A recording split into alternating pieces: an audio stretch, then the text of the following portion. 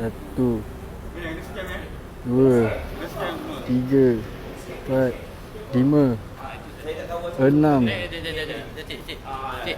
Dia tahu macam ni. Nak jelaskan kat abang. Nak tolong keli yang betul tu boleh?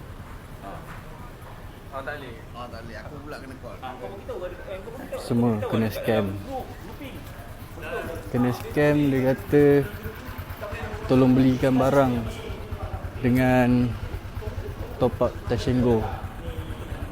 Lepas tu sampai sini dah 6 orang kena scam.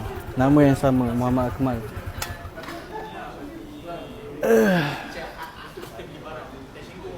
Yes, semua kena.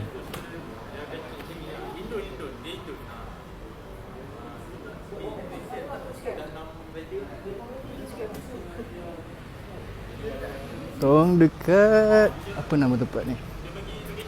Grand Dorset, Subang. Sekejap lagi datang lagi ramai dia datang. Tu tu. Sampai pun rider. Tak, bukan. Rider. Rider kan. Kan?